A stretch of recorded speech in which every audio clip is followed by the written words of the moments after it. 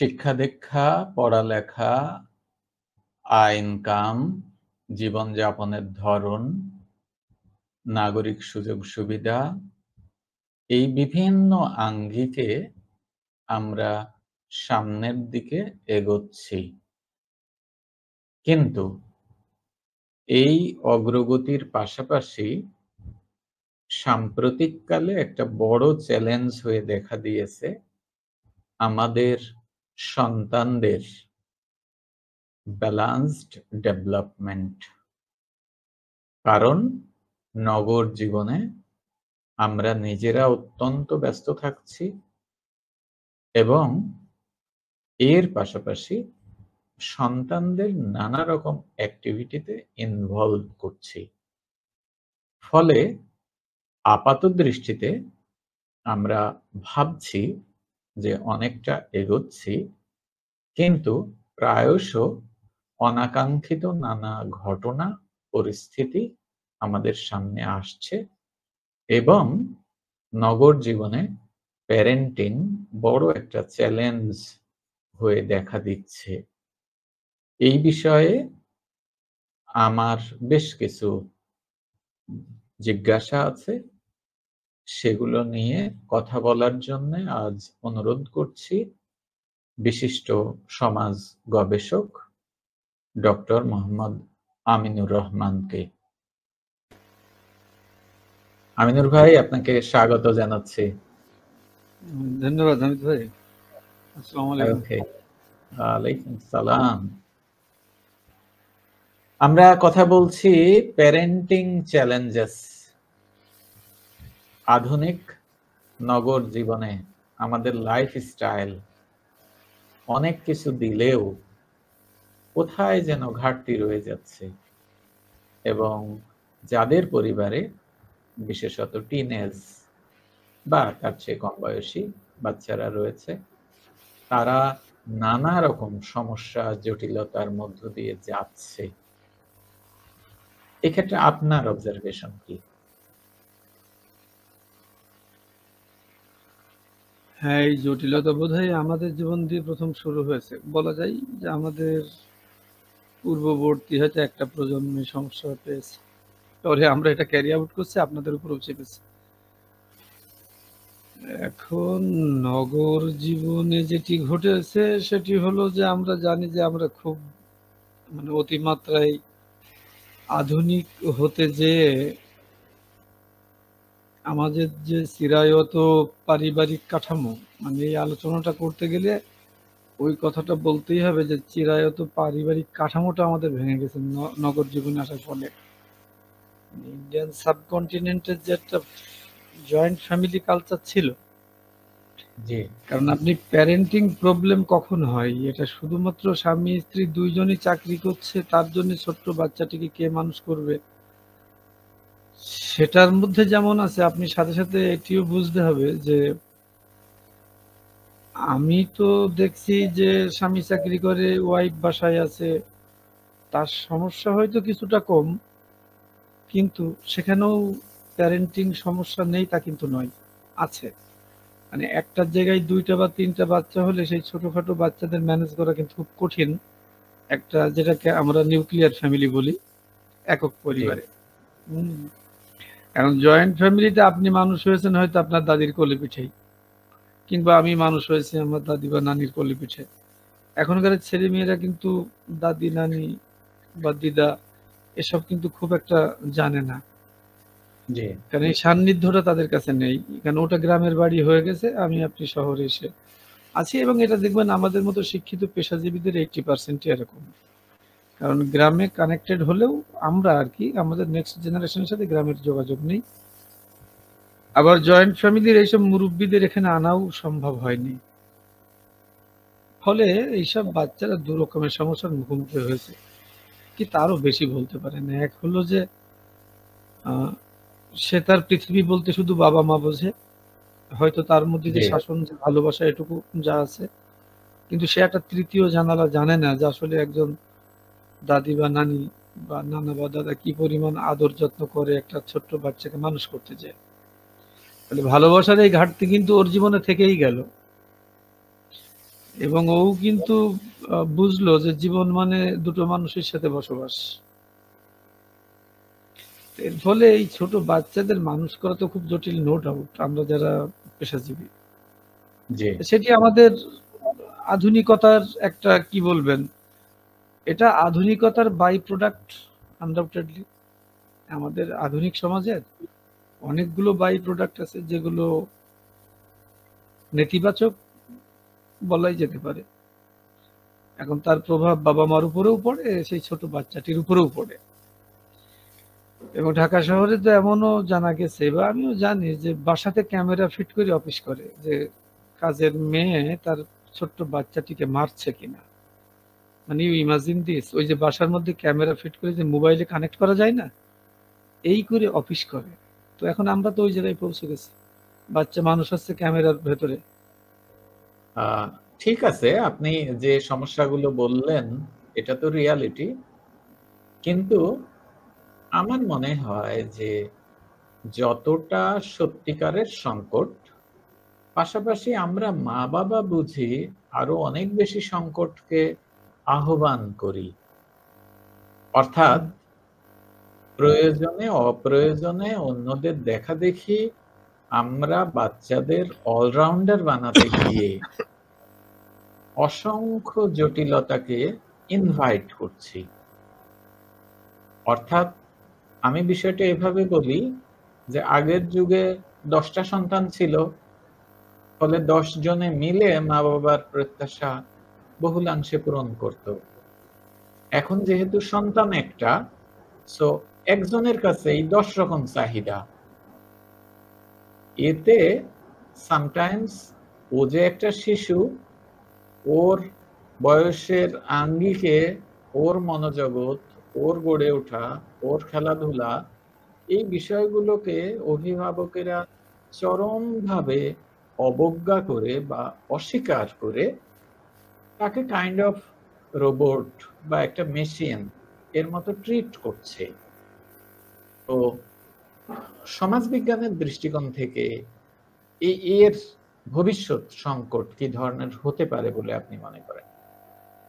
না, বর্তমান সংকটটাই ভাবেন না কেন, সেটা হলো যে আসলে মুশকিল হয়েছে কি, আমি আর আপনি যদি হিউম্যান বিংকে পুতুল বা পাপেট ভাবি বা রোবট ভাবি, দ্য প্রবলেম ইজ দ্যাট। এবং আপনি জানেন যে বিশ্বময় খুব খ্যাতিমান কিছু প্রতিষ্ঠান আছে যারা চাইল্ড রাইট নিয়ে কাজ করে, বাচ্চা আপনার কাজ করে তারা, যেমন সেভ দ্য চিলড্রেন একটা প্রতিষ্ঠান, তাই না? এবং তারা রাষ্ট্রীয় পলিসিকে পর্যন্ত, রাষ্ট্রীয় পলিসিতেও অনেক জিনিস দেয় যে বাচ্চাকে হার্ট করা যাবে না, বাচ্চাকে অ্যাভয়েড করা যাবে না, বাবা মা যেন বাচ্চার উপরে এই বিষয়গুলো না চাপায়। তার মধ্যে আপনি জানেন যে বাংলাদেশের হাইকোর্টই একবার রায় দিয়েছিল যে একটা শিশুর ওজনের কত ভাগের কতটুকু তার বইয়ের ওজন হতে পারে পিঠে, মনে আছে? রাইট। একটা বাচ্চার যা ওজন, তার থেকে দেখা গিয়েছে যে সে বই পিঠে বহন করে, এটা কেজিতে একেবারে ওই যে নার্সারি না কি বলে এইসব আছে একেবারে। মানে আপনি 1 এর আগেও যেন 3টে ক্লাস আছে, ক্লাস 1 এর আগে। তো আপনি একটা ছোট বাচ্চার, ও তো শৈশবটাকে একদম কেড়ে নিয়েছেন। দ্য স্টোলেন চাইল্ডহুড, খুব বিখ্যাত বই বাংলাদেশে আছে, স্টোলেন চাইল্ডহুড। ডাচ মানে মহিলার, যিনি বাংলাদেশে গবেষণা করছেন, দীর্ঘদিন থেকেছেন। এটার বাংলা হলো হারানো শৈশব। এই বইটার বাংলা হয়েছে কিন্তু, আচ্ছা, স্টোলেন চাইল্ডহুডের। এখন এই যে স্টোলেন চাইল্ডহুড, এই স্টোলেন চাইল্ডহুড মানে এই না কিন্তু যে স্ট্রিট বয় বা গার্লস তার কোনো চাইল্ডহুড নেই, আমার আপনার বাচ্চারই চাইল্ডহুড নেই। স্টোলেন চাইল্ডহুড মানে সে তো তার শৈশবকে উপভোগ করতে পারে না। আপনার বাচ্চা কি বিকালবেলা দৌড়ে একটা বল নিয়ে ফুটবল মাঠে নামে? ঢাকা শহর বাদ দেন, আমাদের মফস্বলের শহরের কয়জনের ছোট ছোট বাচ্চা আছে যে যারা খেলার জন্য গ্রাউন্ড পেয়েছে, অথবা কমিউনিটিতে তাদের মধ্যে নেটওয়ার্কিং আছে এমন 10 জন 12 জন বাচ্চার মধ্যে ক্রিকেট খেলা, ফুটবল খেলা অথবা অন্যান্য, যেটাকে আমরা সোশ্যাল গ্যাদারিং বলি, এরকম ছোট ছোট কোনো মানে সংঘ জাতীয় কোনো কিছু কি আছে যার মধ্যে ওদের ইনভলভমেন্ট আছে? অফকোর্স নট, নেই।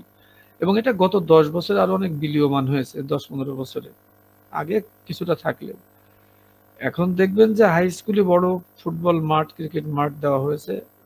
সেই ফুটবল বা ক্রিকেট মাঠ আমার খুব অবাক লাগে, উঁচু প্রাচীর দিয়ে ঘেরা, তার গেট আছে এবং তাতে তালা মারা।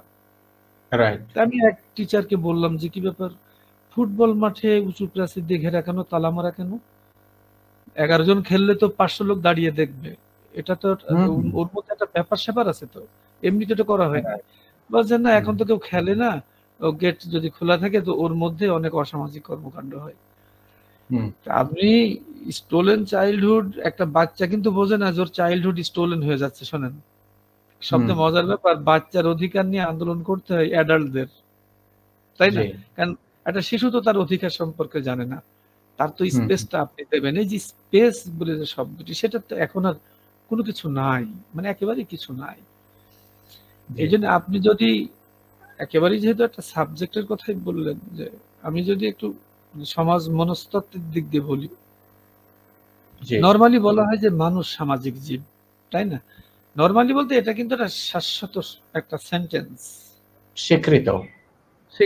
আমি ভাইবা বোর্ডে, আপনি শুনলে মজা পাবেন, আমি এভাবে জিজ্ঞাসা করেছি, হ্যাঁ না মানুষ অসামাজিক জীব, আপনি প্রমাণ করেন মানুষ কিভাবে সামাজিক জীব, আমি একটু বুঝতে চাই আপনার কাছ থেকে। আমি আপনাকে বলছি যে মানুষ অসামাজিক জীব। আমি ওই ছেলেটিকে, আমার 2-3 বার ঘটেছে, আমি ভাইবা বোর্ডে মাস্টার্স পাস, কোনো বিশেষ সাবজেক্টের একটা না, হয়তো 8-10টা সাবজেক্টের মধ্যে যেটা ডিরেক্ট রিলেটেড, ইনক্লুডিং সাইকোলজি, তখন চুপ করে থাকে। আমরা জানি কিন্তু মানুষ সামাজিক জীব। আমি যদি বলি মানুষ অসামাজিক জীব, আপনি এটা কিভাবে প্রমাণ করবেন সে সামাজিক জীব? এখন সোসাইটি ব্যাপারটার কিন্তু একটা প্যাটার্ন আছে, বুঝলেন? আসলে মুশকিলটা হয়েছে কি জানেন, আমরা বাবা মা, জান আজকেও আমাকে কিন্তু একটা, আমি তো খুব একটা বিতর্ক করি না কারোর সাথে। আজকে কিন্তু একটা বড় ইন্টারভিউ ছিলাম, আপনাকে বলেছি, সেখানে আমাকে বলতে হয়েছে, আপনি কি জানেন যে সোসাইটির একটা গেট আছে, আমরা সোশ্যাল গেট পড়েছি। অর্থাৎ আমি একটা আননোন সোসাইটিতে যদি যাই, আমি এখান থেকে ভাববো যে ওই সোসাইটিতে প্রবেশ করার আমার গেটটা কি হবে, সে বুঝতে পারছে না। আমি বললাম দেখেন, আমি কোন আননোন সোসাইটিতে গেলে আমি চেষ্টা করি ওখানে একটা কলেজে প্রিন্সিপালের সাথে দেখা করার, উনি আমাকে না চিনলেও উনি আমার অ্যাক্সেস দেবেন, আমি পরিচয় দিলে উনি আমার কাছে সোশ্যাল গেট। হাই স্কুলের প্রধান শিক্ষক আমার সোশ্যাল গেট, চেয়ারম্যান সাহেব আমার সোশ্যাল গেট। আমি তার কাছে যে পরিচয় দেবো যে আমি ঢাকা থেকে এসেছি, এখানে কাউকে চিনি না, তো আপনার সাথে আমি একটু কথা বলতে চাই, এবং এরপরে আমার কি কাজ সেটা বললে দেখা যাবে যে আমি একটা নিরাপদ জায়গায় যে পৌঁছেছি তাতে কোনো সন্দেহ নেই। মানে এই যে বোধ, এই যে জায়গাটা, এখন আমার ফ্যামিলির মধ্যে, ইনসাইড ফ্যামিলি, আমার তো বেবির নিরাপত্তা খুব অনিশ্চিত, স্বামী স্ত্রী চাকরিতে যায়, কাজের মেয়ের কাছে থাকে। ইনসাইড ফ্যামিলি আমরা বাবা মাকে রাখতে পারি না, আমাদের বাবা মাকে। ফলে ওই ছোট বাচ্চা, আপনি নিজেই জানেন, সেই ছোট বাচ্চাটি কোনোভাবেই আদরের জায়গাটা পায় না। এবং আপনার মনে আছে কিনা যে জাহাঙ্গীরনগর বিশ্ববিদ্যালয়ের স্বামী স্ত্রী শিক্ষক, তারা মানে বৌমা শ্বশুরকে বৃদ্ধাশ্রমে পাঠিয়ে দিয়েছিলেন এই বলে যে আমার বাচ্চাটা নষ্ট করছে, পত্রিকায় নিউজ হয়েছিল। এবং এইসব নানান কারণে কিন্তু চাইল্ড রাইট খুব ক্ষতিগ্রস্ত, এবং আনডাউটেডলি আমাদের বাচ্চাদের চাইল্ডহুড ফুললি স্টোলেন। আমরা শহরে, আমি যে চাইল্ডহুডটা কাটিয়ে এসেছি, আমি যে বয়হুডটা কাটিয়ে এসেছি, অ্যাডাল্টহুডটা কাটিয়ে এসেছি এসএসসি পরীক্ষা পর্যন্ত, এটা তো ভাবাই যায় না। আমি ঢাকা শহর কেন, আমি একটা জেলা শহরও ভাবা যায় না যে ওই জায়গাটাতে মানুষ কিভাবে তার বাচ্চাকে পরিধিটা দেবে। এখন আপনি ভাবুন যে বাচ্চাটি ভাবে 15 ফুট বাই 10 ফুট এই ঘরটি তার পৃথিবী, তার মন আর কত বড় হবে। এখন আমরা বাবা মারা তো বাচ্চাদের সাথে এই কারণে অনেক সময় প্রচুর খারাপ ব্যবহার করে ফেলি, কারণ ন্যাচারালি ও কিন্তু ছটফট করবে, ন্যাচারালি ও বাইরে যেতে চাইবে, ন্যাচারালি ও একটা ওর মতো বন্ধুদের সান্নিধ্য পেতে চাইবে, কিন্তু আমরা ও নষ্ট হবে এই ভয়ে যেতে দেই না। ওর রেজাল্ট খারাপ হবে, এই তুই পড়, 24 ঘন্টা পড় পড় পড় পড় করে আমরা তো রোবোটিক বেবি মানুষ করছি। আপনি যেটা বলেছেন সেটা ঠিকই, যে আসলে এখন সোসাইটি তো খুব কমপ্লেক্স একটা ইস্যু, সোসাইটি নিয়ে ওইভাবে তো আর মন্তব্য মানে একটা প্রেডিকশন করা যায়। প্রেডিকশনটা হলো যে আমরা আমাদের বয়হুডের পরে এখন কি দেখছি, ধরেন আমাদের ছোটকাল, আমার ছোটকালের পর আপনার ছোটকাল, আমার ছোটকালের মিনিমাম 15 বছর পরে আপনার ছোটকাল, আজকে আপনার 20 বছর পরে আরেকটা বাচ্চার ছোটকাল। এই তিনটাকে যদি আপনি তুলনা করেন দেখবেন অনেক অমিল আছে। তবে অমিলটা আমার আর আপনার ভেতরে কম। আমার আপনার শৈশবের সুযোগগুলো ছিল ছোট বাচ্চা হিসাবে, কিন্তু এখন আপনার সাথে আপনার বাচ্চার শৈশবের সুযোগগুলো আর নেই। অর্থাৎ চাইল্ডের একটা রাইট আছে, এই বিষয়টা আমাদের খুব বুঝতে হবে। শিশুর একটা অধিকার আছে। দুর্ভাগ্য হলো কোনো বাবা মা এটা মাথায় মানতে রাজি নাই। আমরা আগে ওই যে পড়াশোনা নিয়ে যখন আলোচনাটা করেছিলাম, আমাদের সাথে একটা ম্যাডাম ছিলেন, উনি ওই কথাটা খুব বলছিলেন যে একটা শিশুরও অধিকার আছে। এইটা যদি বাবা মা মনে রাখে, তাহলে তাকে বকা দেওয়া, তাকে কিছু বলা, আপনি ঢাকা শহরেরটা আমি জানি, বাইরেরটা আপনি ভালো বলতে পারবেন যেহেতু আপনি বিভাগীয় শহরে আছেন। বাচ্চা ঘুমাচ্ছে, কাঁধে করে স্কুলে নিয়ে যাচ্ছে, ওই যে আপনার প্রি ওইটাকে মানে ওই যে প্রি নার্সারি আপনি ভাবেন নার্সারি দিয়ে শুরু হয়, এখন প্রি নার্সারি করেছে। এগুলো সব বাণিজ্যিক ব্যাপার। যেমন আমি বারবার আমি একটু বলি আপনাকে, আপনাকে তথ্য দিই আপনাকে। আমি বারবার আমার বন্ধুদের বলি যে প্লিজ ভাই, বা আমার এখন ওই যে যারা আমার ফ্যামিলির, যে প্লিজ কখনো বাচ্চাকে কেস দিয়ে ভর্তি করবে না। এটা হলো একটা বাচ্চাকে ধ্বংস করা। আমি কিন্তু আমার বেবিকে প্রথম ক্লাস 2 তে ভর্তি করেছি, শোনেন, ক্লাস 2 তে ভর্তি করেছি। আমি কোনোদিনও কোথাও দেই নাই। পুরো পড়াশোনাটাই বাসায় করানো হয়েছে। তারপরে সে অ্যাডমিশন টেস্ট দিয়েছে, সে ক্লাস 2 তে ভর্তি হয়েছে। এর ফলে এখন দেখা যায় তার টোটাল বন্ধুদের থেকে তার বয়স 1 বছর কম। আপনি ওই কেজিতে 4 বছর পড়াবেন, ছোট্ট বাচ্চা সকালে ঘুমাচ্ছে, কাঁধে করে নিয়ে যাবেন, মানে হাউ ব্রুটাল উই আর, আপনি ভাবেন। কিন্তু আমাকে তাকে স্কুল ভর্তি। জি, এখন বিভাগীয় শহরগুলোতেও মানে প্যারেন্টরা গর্ব করে বলে যে 3+, তার বাচ্চার বয়স 3+, এখনই তার স্কুল, তার হোমওয়ার্ক, হ্যাঁ, এগুলো নিয়ে একেবারে দে বিকাম ক্রেজি। কিন্তু আমাদের রাষ্ট্রীয় নিয়ম অনুযায়ী 6 বছরের আগে ফর্মাল কোনো এডুকেশন এইটা কিন্তু দেয়া নিষেধ। ফর্মাল এডুকেশন 6 বছর বয়সে তাকে ক্লাস 1 এ ভর্তি করা হবে। বিফোর দ্যাট হাসতে খেলতে পরিবারের সদস্যদের কাছে যদি কিছু শেখে, দ্যাট ইজ ওকে।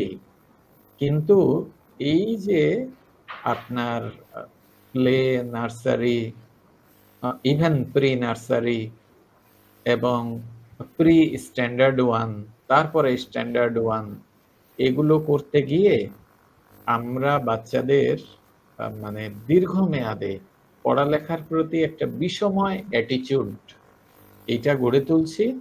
এবং রিয়েলিটি হচ্ছে এই সন্তান যখন বড় হয়, যখন তার মত প্রকাশের শারীরিক ও মানসিক সামর্থ্য হয়, তখন কিন্তু সে রিভল্ট করে।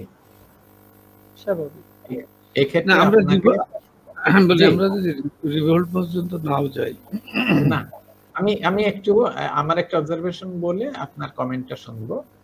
সেটা হচ্ছে আমি কয়েক হাজার শিক্ষার্থীকে খুব ভালোভাবে অবজার্ভ করেছি। সেক্ষেত্রে আমি ওভারঅল একটা কনক্লুশন বলতে পারি যে বাচ্চারা ক্লাস 1 থেকে 7-8 পর্যন্ত মা বাবার প্রচন্ড চাপে পড়ালেখা করে 100-তে 100 পেয়েছে, ক্লাসে ফার্স্ট হয়েছে, এই বাচ্চাগুলো ক্লাস 8-এ ওঠার পরে হঠাৎ করেই দেখা গেছে যে তার একটা বড় একাডেমিক জগৎ থেকে টার্ন নিয়ে অন্যদিকে চলে যাবার প্রবণতা। এবং খুব কম সংখ্যক শিক্ষার্থীকে আপনি পাবেন যারা ক্লাস 1 থেকে 7-8 পর্যন্ত ফার্স্ট ছিল, 9-10-এ গিয়ে এটা ধরে রাখতে পারছে, কলেজে গিয়ে, ইউনিভার্সিটিতে গিয়ে ওই ধারাবাহিকতা রাখতে পেরেছে। এই সংখ্যা 1-2% হতে পারে আমার অবজারভেশন। বাকি রাইট, অধিকাংশ ঝরে পড়েছে। এবং আপনি জানেন আমার প্রথম বইটা ছিল শিক্ষা, স্বপ্ন, ক্যারিয়ার। ওই বইটা লিখতে গিয়ে ওই বইটা লিখতে গিয়ে আমি বেশ কিছু অভিভাবক শিক্ষার্থীর সাথে একেবারে ইনডেপথ আমি আলাপ করি, এবং শিক্ষার্থীরা আমাকে বলেছে যে যখন ছোট ছিলাম আমাদের উপর অনেক অত্যাচার হয়েছে, কিন্তু যখন আমি বড় হয়ে গেছি তখন আর আমার এটা ভালো লাগেনি, আমি কমপ্লাই করিনি, আমার রেজাল্ট খারাপ হয়েছে। অন্যদিকে যে বাচ্চারা এই মোটামুটি 7-8 পর্যন্ত ধরেন বেসিকটা ঠিক থাকলো, অর্থাৎ বাংলা, ইংলিশ, ম্যাথ এগুলো ভালো বুঝে, ওভারঅল রেজাল্ট ভালো, খারাপ না, কিন্তু 8-9-এ ওঠার পরে ও নিজে ফিল করেছে যে পড়ালেখাটা কেন ভালোভাবে করা দরকার। যে বাচ্চারা এটা ফিল করেছে তারা কিন্তু পরবর্তীকালে আউটস্ট্যান্ডিং অ্যাচিভমেন্ট।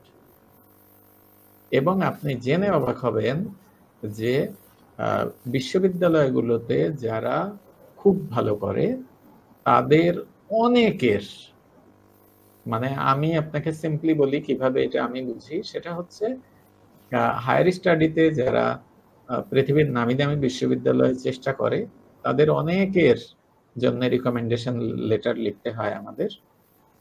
তো তাদের সিভি যখন দেখি অনেকেরই দেখা যায় যে নিচের দিকের রেজাল্ট অত ভালো ছিল না, এসএসসি তো ভালো না। হ্যাঁ, মিড লেভেলের ছেলেমেয়েরাই হায়ার এডুকেশনে বেশি ভালো করে, এটা সবসময় দেখা গেছে। কিন্তু ইউনিভার্সিটিতে অ্যাডমিশনের পরে ও ফিল করেছে যে ওর ভালো করা দরকার, অনেকে খুব ভালো করেছে। তো এই জন্য আমি বহু অভিভাবককে দেখি যে পড়ালেখা নিয়ে সন্তানদের এত চাপ দেয় যে পড়াটা যে আনন্দের এই জিনিসটা নষ্ট হয়ে যায়। এবং যেটুকু না হলেই নয় সেইটুকু করতে থাকে, এবং যেদিন সে সুযোগ পায় বইপত্রকে গুড বাই বলে এই দিক থেকে মুখ ফিরিয়ে নেয়। পরবর্তীকালে অন্য সবকিছু করতে রাজি আছে কিন্তু আর পড়তে রাজি নাই। কারণ হলো তার শৈশবে পড়া নিয়ে ভীতিকর অভিজ্ঞতার মধ্য দিয়ে সে গেছে। কম্পিটিশন ভীতিকর অভিজ্ঞতা। এটা আমার অবজারভেশন। এখন আপনি যদি বলেন। না, আপনি তো যেহেতু শিক্ষক আপনি তো ঠিকই বলেছেন, নো ডাউট। এবং এটা দেখাই গেছে যে মিড লেভেল স্টুডেন্টরা ফিনিশিং এ ভালো করে, এবং আমরা বিশ্ববিদ্যালয়ে দেখেছিলাম কোন একটি বিভাগে ওই বোর্ডের স্ট্যান্ড করা একটা ছাত্র 3rd ক্লাস পাই অনার্সে, সে সুইসাইড করেছিল। আপনি জানেন, আপনাকে আমি একসময় বলেছিলাম ঘটনাটা। এবং ওই ডিপার্টমেন্টে যেন একটা বিরাট সুনাম আছে যে ওই ডিপার্টমেন্টে পর্যন্ত 3 জন যারা সুইসাইড করেছে অনার্সে 3rd ক্লাস পাওয়ার জন্য। ওই ডিপার্টমেন্টকেও একটা পুরস্কার দেওয়া যায় যে ওই ডিপার্টমেন্টে পড়লে সুইসাইড করে রেজাল্টের কারণে। তো এইসব বিষয় আমাদের সময় ভয়ানক ভাবে ঘটেছে আমাদের সময়। আমি একটু যুক্ত করি যে আমার ঘনিষ্ঠ বন্ধু, সেও রাজশাহী বোর্ডে ফার্স্ট স্ট্যান্ড ছিল, অলরাইট। এবং ঘটনাক্রমে আমি এবং সে একই হলে ছিলাম। এই জন্য প্রভোস্ট স্যার মাঝে মধ্যে মজা করে বলতেন যে এইটা তো বহুকালেও ঘটে না যে 2 জন ফার্স্ট স্ট্যান্ড আমার হলে, ঠিক আছে? তো আপনি জেনে অবাক হবেন যে সে কি ভীতিকর অভিজ্ঞতার মধ্য দিয়ে গেছে। আমরা পাশাপাশি সিঙ্গেল রুমে 2 জন থাকতাম, বহু রাত, মানে ও শুধু বলতো যে তুমি আমার সাথে থাকো, আমার সাথে কথা বলো। হ্যাঁ, বিশেষত আমি দেখেছি কোনো একটা পরীক্ষায় যদি 5 নম্বরের একটা উত্তর ভুল হতো, সে কি মানসিক পীড়নের মধ্য দিয়ে যেত যে তার বুঝি 2nd ক্লাস ছুটে যাবে। তো বোর্ডে ফার্স্ট স্ট্যান্ড করা একটা ছেলে সে যদি 3rd ক্লাস পেয়ে যায় তাহলে সে সোসাইটিতে মুখ দেখাবে কি করে, তার মা বাবার সামনে দাঁড়াবে কি করে? এই যে বিষয় কি পীড়া দিত ভাই, আমি বহু রাতের সাক্ষী। ওই যে একটা পারিবারিক, মানে সেটা তো বড় হওয়ার পরে হলো। আমরা ছোটকালের ও বড় হওয়ার আগ পর্যন্ত যে বিষয়টি বলছি সেই বিষয়টি হলো যে হ্যাঁ, প্যারেন্টিং এ এমনি আমাদের কিন্তু আমরা শুনেছি যে উন্নত দেশে বাবা মাকে প্যারেন্টিং শেখানো হয়। আমাদের দেশে প্যারেন্টিং আমরা ট্র্যাডিশনাল অ্যাপ্রোচে শিখি, আমরা আমাদের ফ্যামিলি থেকে শিখি। আমাদের দেখা যাবে যে বড়দের বাচ্চা কাচ্চা মানুষ হয়েছে তাদের মধ্যে দিয়ে শিখি, পারিপার্শ্বিকতা থেকে শেখাটাই বড় শেখা আমাদের এখানে প্যারেন্টিং। ফলে বাবা মার যে ভুল আছে সেটা আমি ওইভাবে না বলে বলতে পারি যে আমরা এমন একটা সিস্টেম ডেভেলপ করে ফেলেছি, ওই সিস্টেমের মধ্যে ওই বাচ্চাটি যখন পড়ছে তখন বাবা মারও আর উপায় থাকছে না এই সিস্টেমের বাইরে দাঁড়িয়ে কোনো কিছু করা। আপনি দেখুন ইন্ডিয়ান সাবকন্টিনেন্টে ব্রিটিশদের শিক্ষা পদ্ধতি নিয়ে ব্যাপক বিতর্ক তুলেছিলেন কবিগুরু, এবং সে কারণেই তার ওই যে বই ছিঁড়ে পাখিকে খাওয়ানো, হ্যাঁ, যে মানে ওই যে মুখস্থ বিদ্যা, এই যে এইভাবে গাদা গাদা বই দেওয়া, হ্যাঁ, এই স্যাটায়ারটা তখনই উনি করেছেন, এবং তার কারণেই কিন্তু উনি একটা অল্টারনেটিভ এডুকেশন সিস্টেম যেটা উনি শান্তিনিকেতনে চালু করেন, অর্থাৎ প্রকৃতির সাথে শিক্ষা। বাচ্চারা প্রকৃতির মাঝে শিক্ষা শিখবে। ইটকাট পাথরের মধ্যে একটা মানুষ ওইভাবে কিছুই শিখতে পারে না, কিন্তু সেই ধারণাটি তার মেইন স্ট্রিমিং হয় নাই। সেটা ওনার আইডিয়াটা ওই জায়গাটা চর্চিত, একটা মডেল, একটা মডেল চর্চিত হচ্ছে এখনো, কিন্তু মডেলটা ব্যাপকভাবে ছড়িয়ে দেওয়া যায়নি সামহাউ। হ্যাঁ, রাষ্ট্রের আগ্রহ নেই, মানে আমরা ব্রিটিশ মডেলের মধ্যে আছি। তো এখন সিস্টেমটা যদি আপনি ওই করেন, আমরা 1 থেকে 5 পর্যন্ত পড়লাম, এখন হয়ে গেল কি আপনার একের আগে আরো 3টে ক্লাস, অর্থাৎ আপনি 5-এ উঠতে 8টা ক্লাস পড়তে হবে। জি, এখন আপনি যেটা বললেন মানে বাংলাদেশ সরকারেরই একটা আছে 6 বছর আগে কেউ স্কুলে যাবে না, কিন্তু মনিটরিং নেই কেন? এটা তো কোনো মনিটরিং নেই। সমস্ত কেজি স্কুল বন্ধ হওয়ার কথা বহু আগে থেকে, কিছুই হয় না তো, কারণ এখানে তো একটা বাণিজ্যের ব্যাপার জড়িয়ে আছে। Right, right. এবং পলিটিক্যাল লিডাররা সেসবে জড়িত, যারা পলিসিকে ইনফ্লুয়েন্স করে। সো মুশকিল হলো যে আপনি তো বাচ্চাদেরকে একটা ফাঁদের মধ্যে ফেলে দিয়েছেন।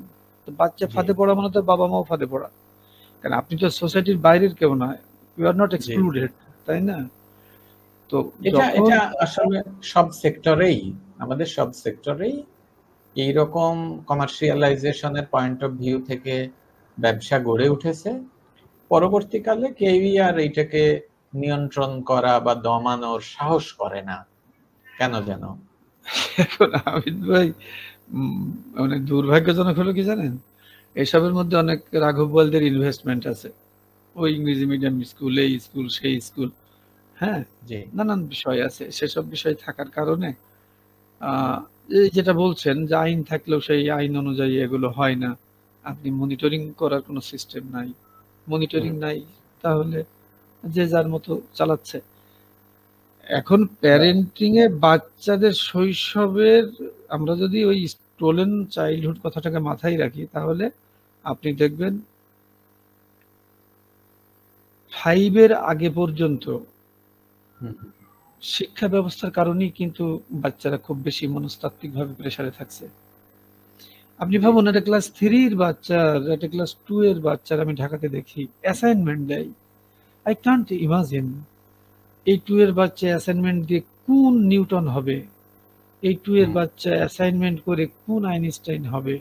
দেবী শেঠি ওদিন ইন্টারভিউতে বলছেন, আপনি দেখছেন কিনা, এটা বেশ আলোচিত হয়েছে, যিনি অ্যাডমিশন টেস্টে চান্স পান নাই প্রথমবার মেডিকেলে, এবং সম্ভবত উনি একবার মেডিকেল ফেল করেছে, তারপর উনি পাস করছেন।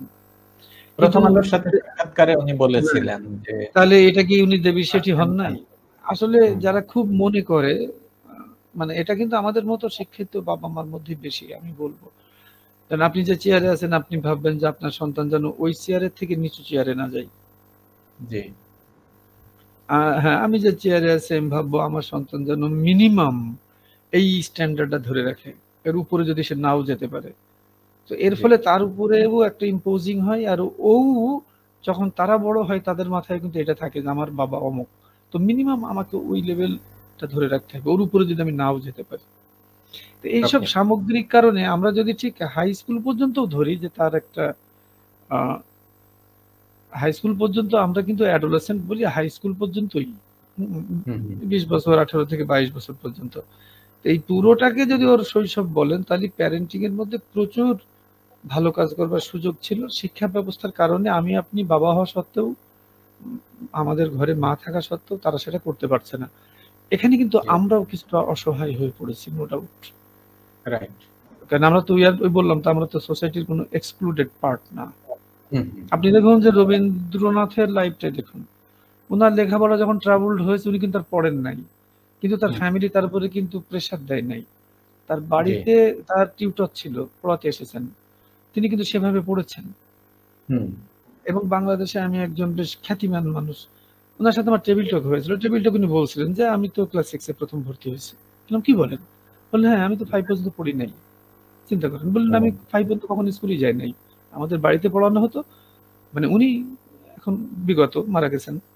তো বললেন যে, "আমাদের তো বাড়িতে ওই সিস্টেম ছিল যে তখন তো আর ওরকম করে লেখাপড়ার এত প্রেশার ছিল না। মানে যেতেই হবে স্কুলে।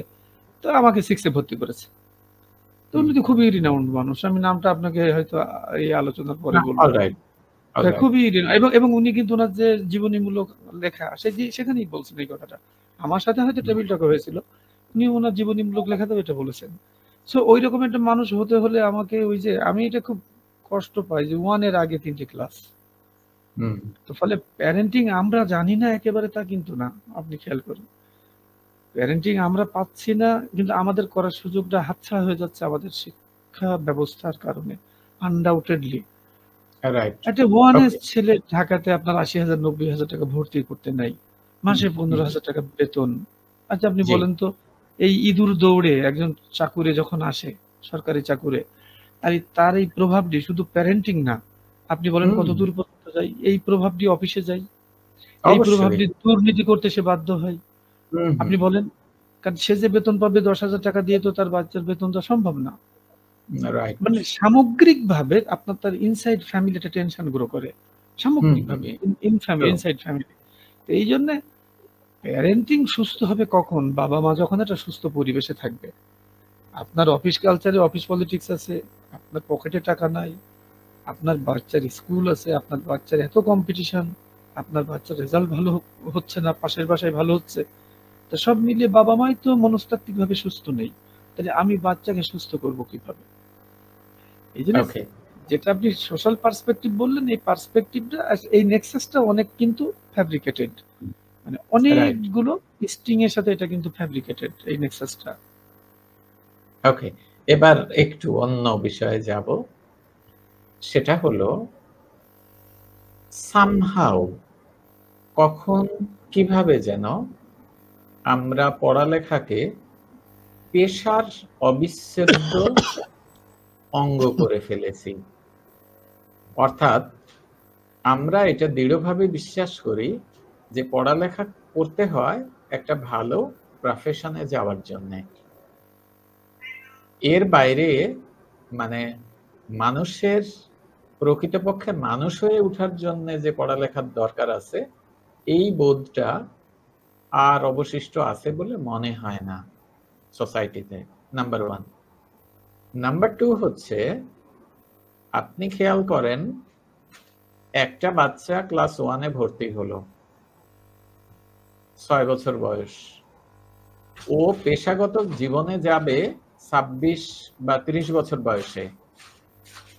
এই সময়ের মধ্যে দুনিয়াতে কত পরিবর্তন আসবে। কিন্তু আমাদের প্যারেন্টসরা ওই ডে 1 এই সিদ্ধান্ত নিয়ে নিচ্ছে যে এই বাচ্চাকে ভবিষ্যতে ডাক্তার হতে হবে অথবা ইঞ্জিনিয়ার হতে হবে।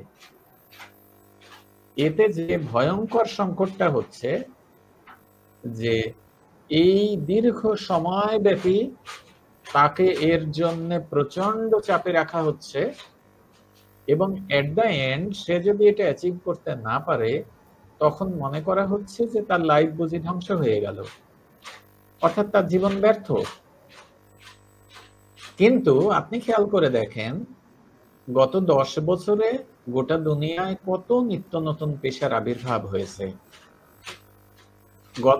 তার মানে একটা বাচ্চা আফটার 20 ইয়ার্স যখন পেশা পছন্দ করবে, তখন আরো কত বৈচিত্র্যময় অপশন ক্রিয়েট হবে, এইটা তো ওই প্যারেন্টের কল্পনা করারও শক্তি নাই।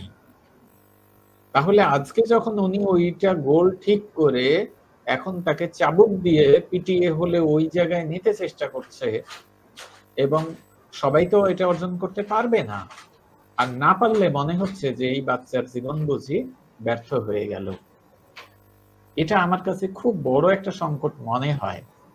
আপনার ওপিনিয়ন বলেন। না, এখানে আপনি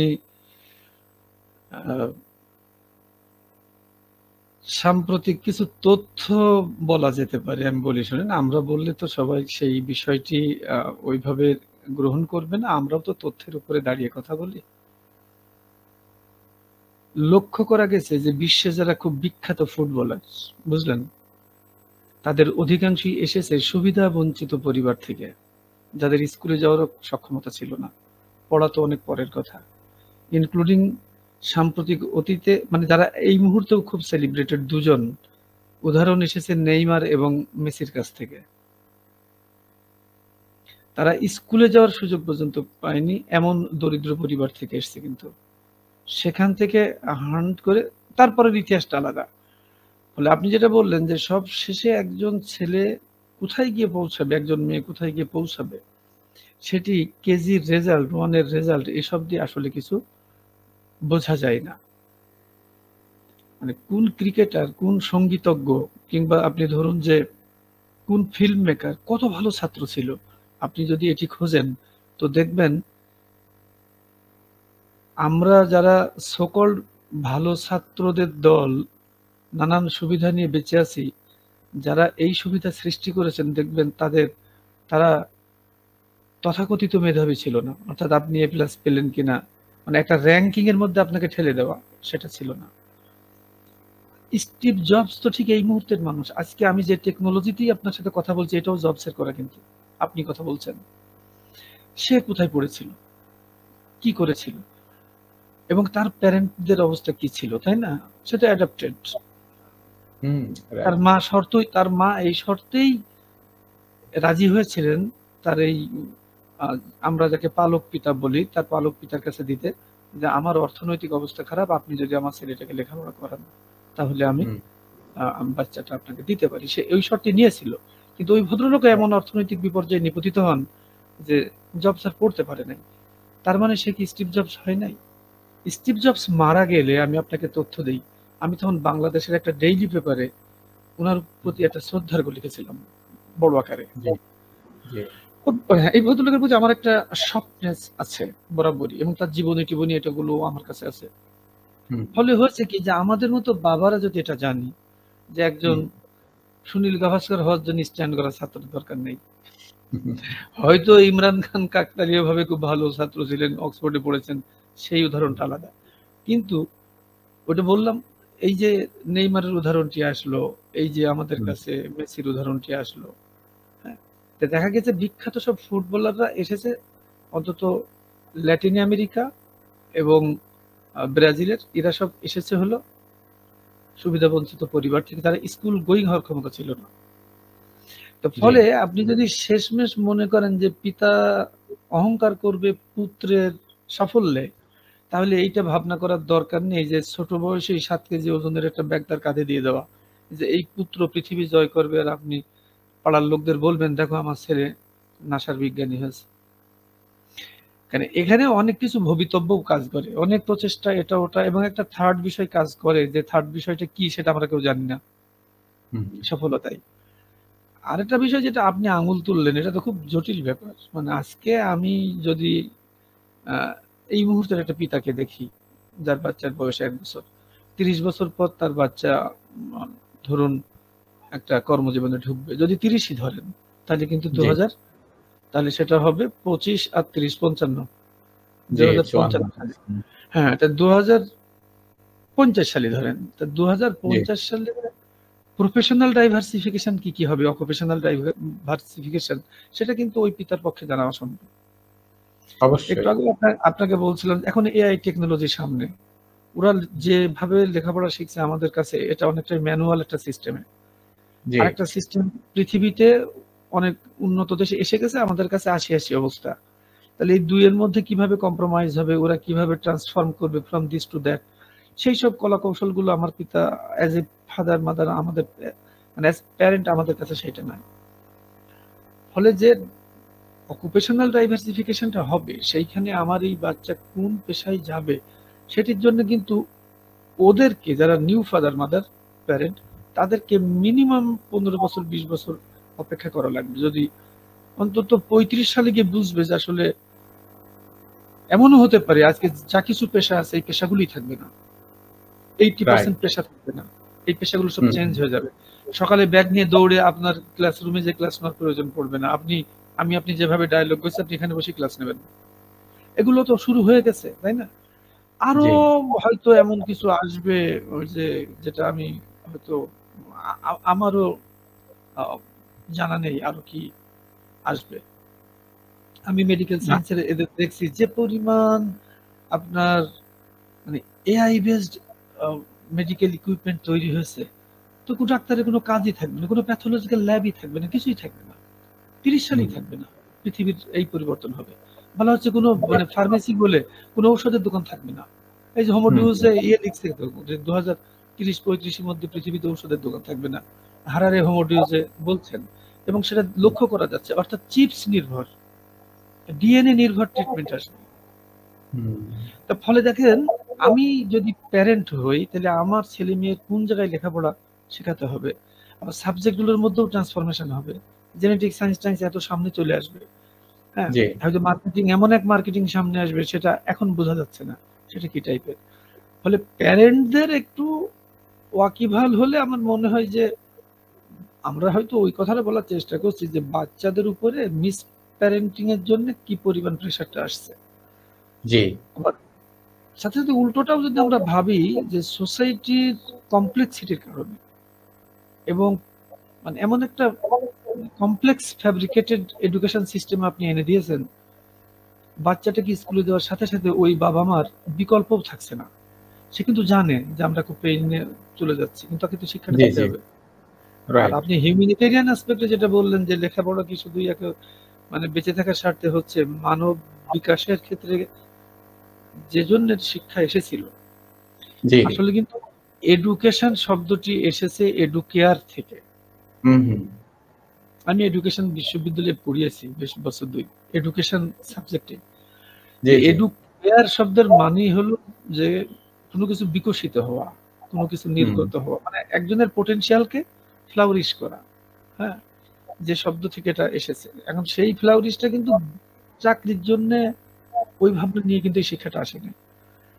কিন্তু একটু বলি যে ব্রিটিশ মডেলটাই ছিল যে আপনার কেরানি তৈরি করা, কারণ ও তো দেশটা শাসন করতে চাচ্ছে, ও আর ইউরোপ থেকে লোক আনবে না, ও এখানে একদল কেরানি তৈরি করবে যে কেরানি ওকে সাপোর্ট করবে, অফিসে চাকরি করবে, কোর্টে গিয়ে দাঁড়িয়ে কথা বলবে, মানে এরকম একটা ব্যাপার স্যাপার ওদের ছিল।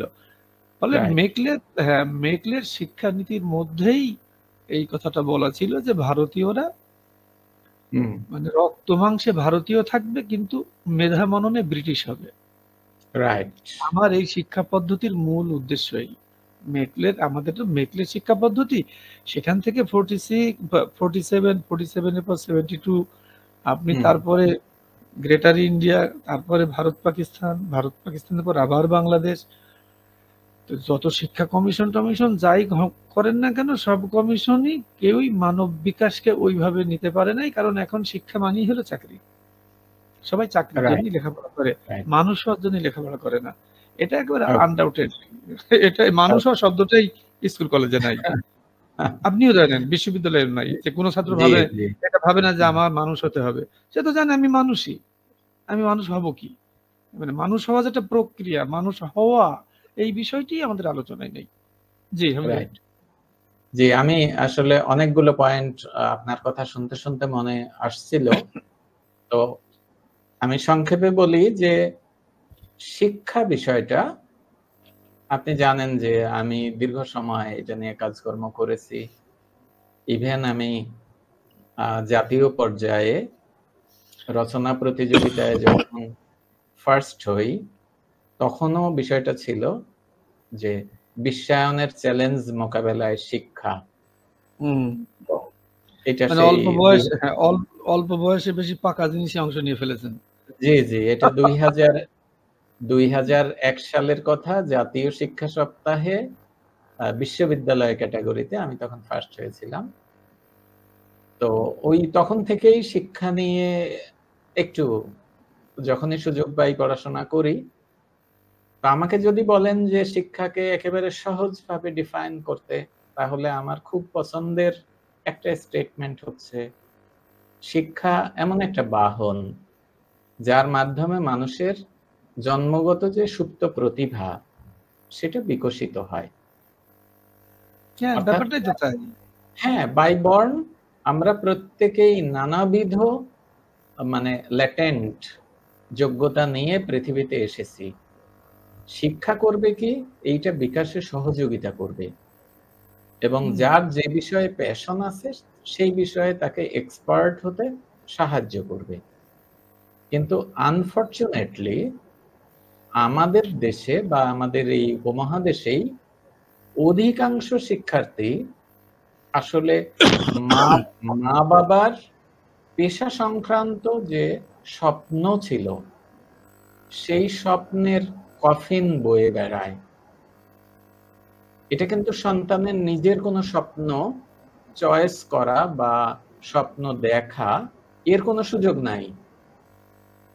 মা ডাক্তার হতে চেয়েছিল, মেডিকেলে চান্স পায়নি, ডাক্তার হতে পারেনি, তাই সন্তানকে এনিহাউ ডাক্তার হতে হবে। এতে সন্তানের উপর যে পরিমাণে স্টিম রোলার চালাতে হয় চালাবে, কিন্তু এটা হতে হবে।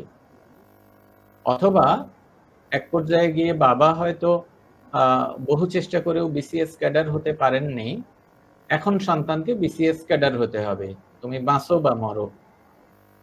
তো এইভাবে আমি যেটা ফিল করি যে অধিকাংশ মা বাবার স্বপ্নের কফিন এইটা সন্তানেরা বয়ে বেড়াচ্ছে।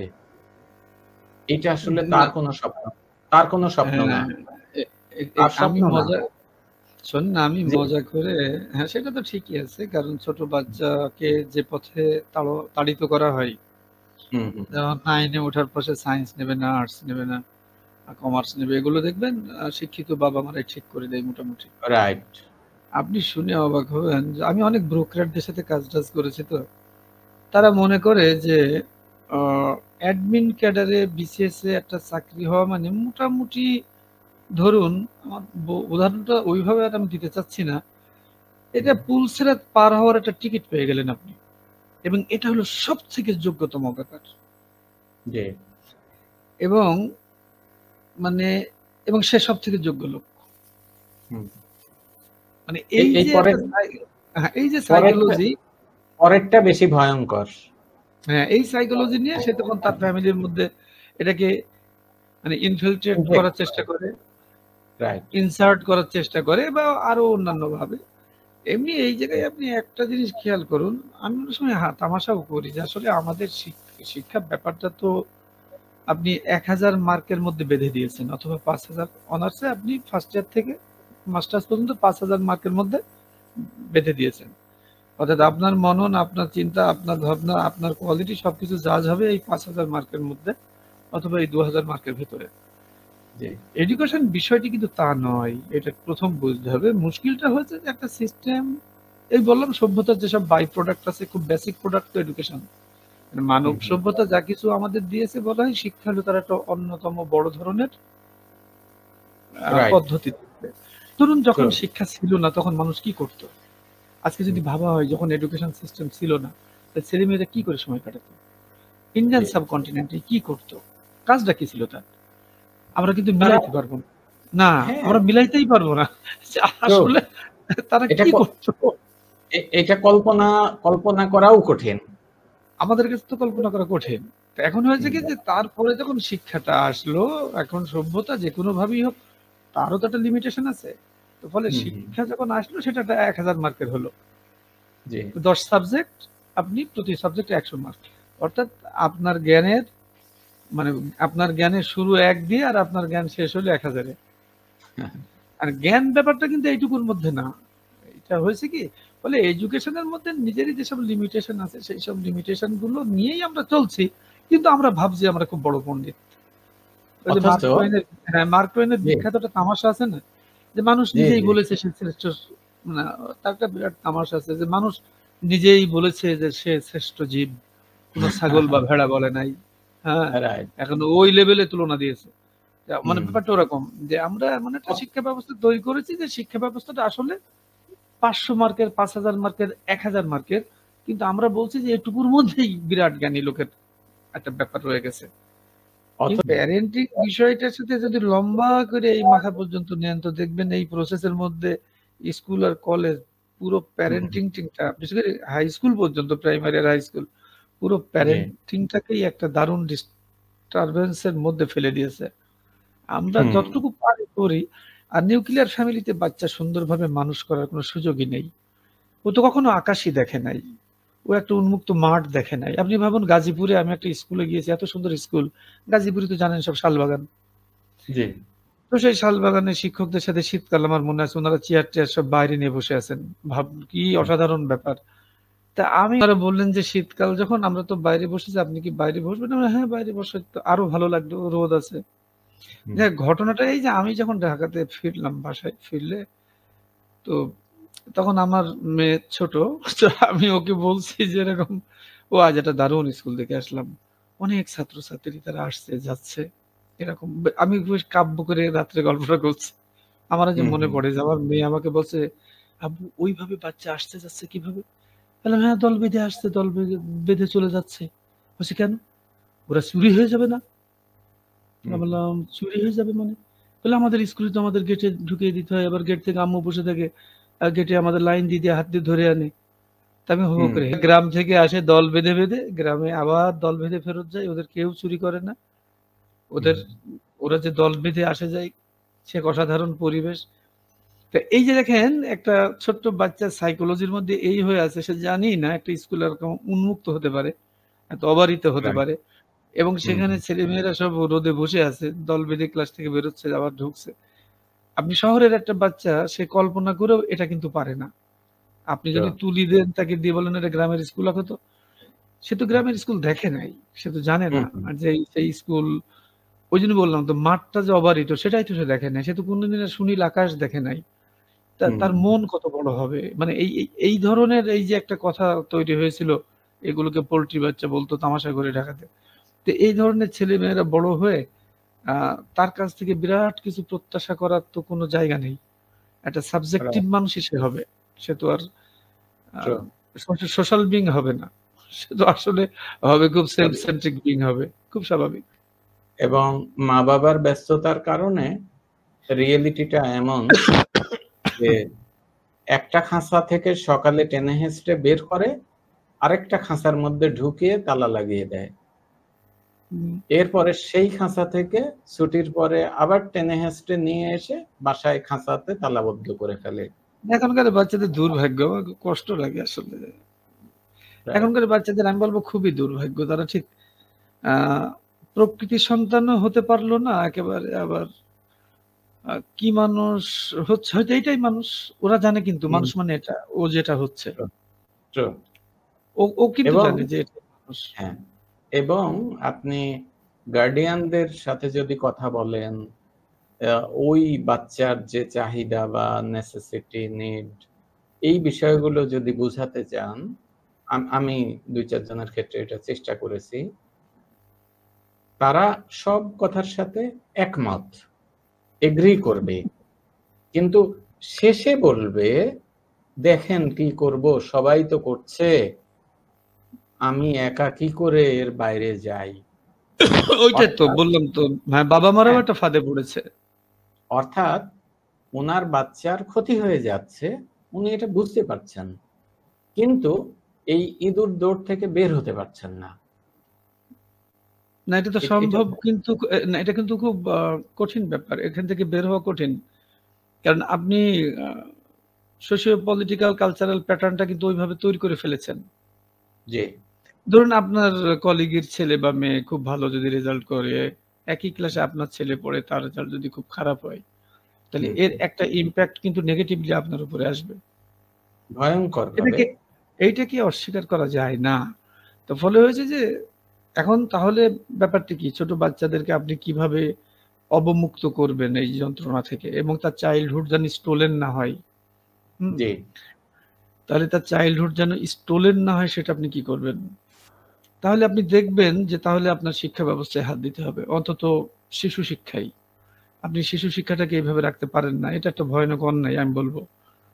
ইন্ডিভিজুয়াল তো একজন গার্ডিয়ান অ্যাজ অ্যান ইন্ডিভিজুয়াল, ওনার তো অ্যাবিলিটি নাই এইটাকে প্রভাবিত করার। উনি ভিকটিম হচ্ছেন, কিন্তু উনি তো সিস্টেম বদলে ফেলতে পারেন না। এটা তো একটা বড় সংকট, তাই না? এক্ষেত্রে আমি বলছি আপনার একজন পারবে পরামর্শ কি না। আমি থাকবে? ওটাই না, আমি বলছি যে একজন পারবে না। আমি বলছি যে এইসব নিয়ে রাষ্ট্রের কাজ করবার সুযোগ আছে, যে আপনি আ শিশুদের নিয়ে এই কাজটি করবার ক্ষেত্রে আপনি কি ধরনের একটা সুন্দর আ অবস্থা তৈরি করতে পারেন। কিন্তু এর সেটা জন্যে বলছি যে আমি। কিন্তু এর জন্যে যে কালেকটিভ এফোর্ট দরকার। আপনি জাস্ট খেয়াল করেন যে বর্তমান সরকার, হুম, অন্তর্বর্তীকালীন সরকার দায়িত্ব নেওয়ার পরে হুম, সমাজের এত ইস্যুর সংস্কার দরকার বলে তারা মনে করলেন, হুম, এবং আমি যদি ভুল না করে থাকি খুব সম্ভবত ২ দফায় প্রায় ১১টা কমিশন করলেন। কিন্তু মজার বিষয় হচ্ছে যে শিক্ষার সংস্কারে বা শিক্ষার আমূল পরিবর্তনে কোনো কমিশন, এমনকি কমিটি, এইটা করারও ওনারা প্রয়োজনীয়তা ফিল করলেন না। অর্থাৎ অন্য সবকিছু করা গুরুত্বপূর্ণ, কিন্তু শিক্ষা নিয়ে ভাবা দরকার নাই। যেভাবে চলছে চলুক। এইটা তো এই মেসেজই দেয়। তো তাহলে আপনি আর কোথায় ইতিবাচক বিষয় আশা করবেন?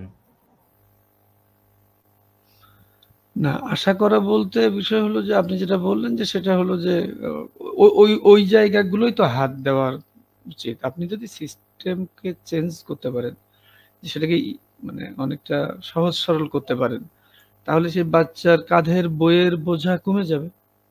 আপনি যদি ঘোষণা দেন যে আমার কেজি স্কুলের কোনো দরকার নেই।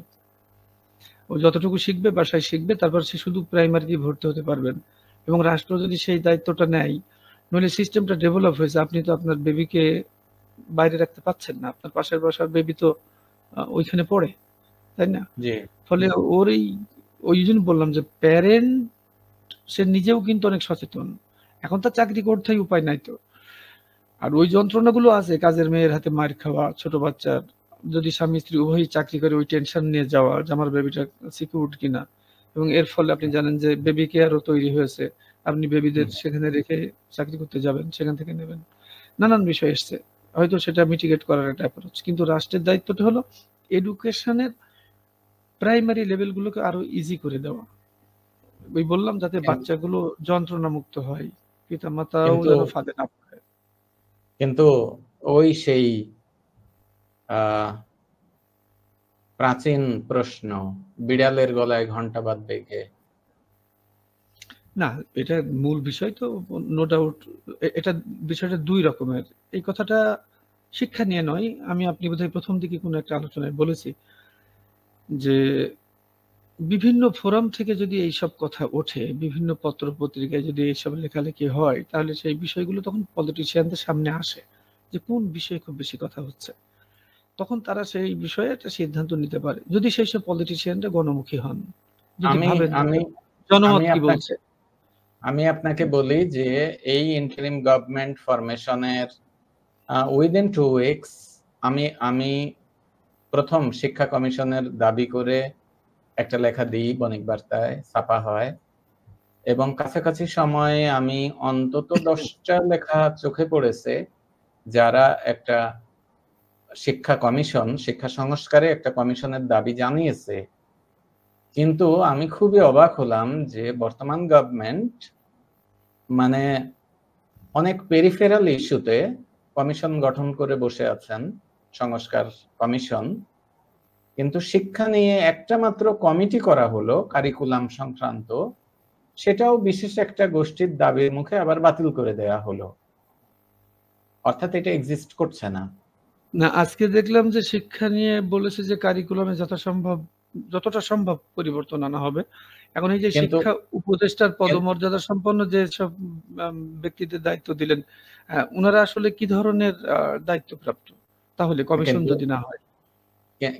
কিন্তু দ্য কোয়েশ্চেন ইজ, আপনি ভাবেন একটা মাত্র কমিটি করা হয়েছিল কারিকুলামকে পরিমার্জনের জন্য, কিন্তু কোনো একটা পক্ষ থেকে যখন আপত্তি আসলো তারপরে সেইটাকেও অ্যাবলিশ করে দেয়া হলো।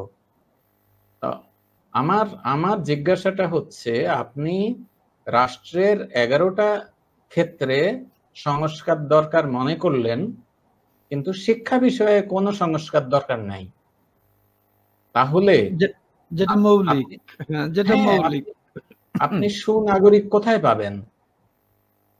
যদি সত্যি রাষ্ট্রের টেকসই কোনো পরিবর্তন চান, তাহলে তো প্রথম কমিশনটা শিক্ষা নিয়ে হওয়া দরকার ছিল। অবশ্যই, কারণ আমার ভবিষ্যৎ তো এখানে।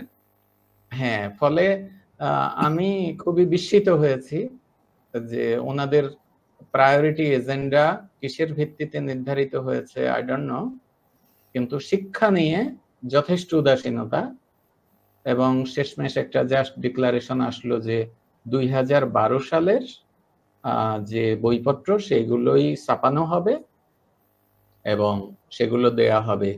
তো এখন কথা হচ্ছে 2012 সালের যে সিলেবাস ছিল high school level primary school, ওই সময়ে ইট ওয়াজ ফাইন, কিন্তু এই 12 বছরে দুনিয়া বহু এগিয়ে গেছে।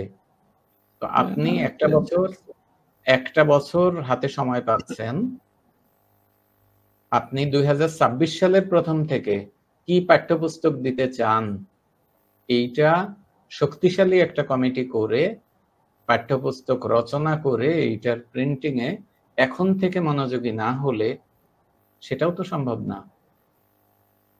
এটা অনেক জটিল ব্যাপার। আরেকটা হলো যে হিউজ নাম্বারস অফ বুকস, আমাদের তো যেহেতু পুরোটাই ফ্রি, সমস্ত স্কুলে এটা দিতে হয়, তো সেটা অনেক বড় বিষয়, অনেক বড় বিষয়। তো এই বিষয়ে মনোযোগ কেন যেন ওনারা দেয়া দরকার মনে করেননি। হ্যাঁ, এনিওয়ে, এখন আমরা পুরো খোল নলছে তো বদলাতে পারবো না। আমি নিজেও একজন অভিভাবক, এই হিসেবে আপনার কাছে আমার জিজ্ঞাসা যে আমার পর্যায় থেকে সন্তানের ব্যালেন্স ডেভেলপমেন্টের জন্য কি করতে পারি? এখন মুশকিলটা হয়েছে কি হামিদ ভাই, আপনার এই জায়গায় বলার আগে আপনি যে কথাটা আগে একটু বললেন না, এখন আমরাও তো এইসব জ্ঞানের জগৎ এক একজন ভাগ করে নিয়েছি। কেমন? কারো নামে আছে শিক্ষাবিদ, মানে কারো নামে আছে ধরে নেন সঙ্গীতবিদ, কারো নামে আছে ক্রীড়াবিদ। এখন এইসব ভাগাভাগি হয়ে যাওয়ায় আপনি আর আমি যখন কথা বলছি তখন সেটা শিক্ষাবিদরা বলছেন না, মানে আপনি আর আমি উই আর নট রিকগনাইজড এট শিক্ষাবিদ। এখন বাংলাদেশে শিক্ষাবিদ বলতে কি বোঝায়, এখানে কোন শিক্ষা ব্যবস্থা কি চালু করলো তাও আমার জানা নেই। আমি এটুকু বললাম এই কারণে যে তাহলে অন্তত অন্যদের কথা বলার যে হরাইজন সেটা লিমিটেড হয় না, শিক্ষাবিদ থাকতেই পারেন, সেটা লিমিটেড হয়। আমি আমার একটা অবজারভেশন বলি, তাহলে হয়তো সুবিধা হবে। সেটা হলো যে আমি নিজে পরিচয় দেওয়ার সময় আমি কিন্তু বলি যে মার্কেটিং এর একজন শিক্ষার্থী অথবা বিজনেসের একজন শিক্ষার্থী। কারণ কি? কারণ হচ্ছে যে আমরা যে অর্থনীতিবিদ, পদার্থবিদ, পরিসংখ্যানবিদ বা শিক্ষাবিদ এইটা বলবো, কাদেরকে বলা যায়? এই বিদ শব্দটা কার সাথে যায়? আমি মনে করি যে আমার সাথে যায় না, কারণ আমি ওই যোগ্যতা অর্জন করিনি। তো এক্ষেত্রে এক্ষেত্রে মিনিমাম গ্রহণযোগ্য একটা স্ট্যান্ডার্ড হচ্ছে, আপনি যদি শিক্ষাবিদ হন তাহলে শিক্ষা বিষয়ে আপনার ন্যূনতম একটা থিওরি, মডেল, হ্যাঁ, বা ফর্মুলা আপনি দিয়েছেন, যেটা শিক্ষার মানে শিক্ষা গবেষণায় বা শিক্ষার গুণগত মান বৃদ্ধিতে উল্লেখযোগ্য ভূমিকা রেখেছে এবং সেটা দেশে বিদেশে স্বীকৃতি পেয়েছে। এইটা যদি হয় তাহলে আপনি, হ্যাঁ, তাহলে আপনি শিক্ষাবিদ। ঠিক অর্থনীতির ক্ষেত্রেও তাই, পরিসংখ্যানের ক্ষেত্রেও তাই, আপনার এরূপ একটা কন্ট্রিবিউশন থাকতে হবে। বাংলাদেশের দুর্ভাগ্যজনক ব্যাপার হলো এই, আমি একটু বলি যে কিন্তু আমার দেশে নিউজ পেপারে কলাম লিখেন, ওনার শেষে পরিচয়ে লেখা থাকে শিক্ষাবিদ, কিন্তু উনি ওনার সমগ্র জীবনে কোন জার্নালে শিক্ষা বিষয়ে একটা পূর্ণাঙ্গ আর্টিকেল লিখেছেন বলে আমার জানা নাই। নেতা তো লেখার দায় নেই, হ্যাঁ, ওনার শিক্ষা বিষয়ে কোনো বই নাই, কোনো মডেল, থিওরি, ফর্মুলার তো প্রশ্নই ওঠে না। অথচ উনি বিশিষ্ট শিক্ষাবিদ এবং গোটা জাতি ওনাকে শিক্ষাবিদ হিসাবে চিনত বহু বছর। আপাতত একটু থেমেছে। মানে এটা অনেকটাই ওই যে শিয়ালের ওই সেই মানে এক ধোপা কাপড়ে নীল দেবে বলে তখন ছিল না, সে তার এক পাত্রের মধ্যে নীল টিল রেডি করেছে, আর ওদিক থেকে শিয়ালকে ধাওয়া করেছে পাড়ার দুষ্টু ছেলেরা। তো শিয়াল তো ঝাঁপ মেরে সে পড়েছে ওই সেই আপনার ওই ধোপার সেই নীল দেওয়ার পাত্রের মধ্যে। তারপরে সে জাম্প করে উঠে দেখে, আরে আমার গায়ের রং এমন হলো কেন? তখন সে ঘোষণা করে দিয়েছে যে আমি বনের রাজা।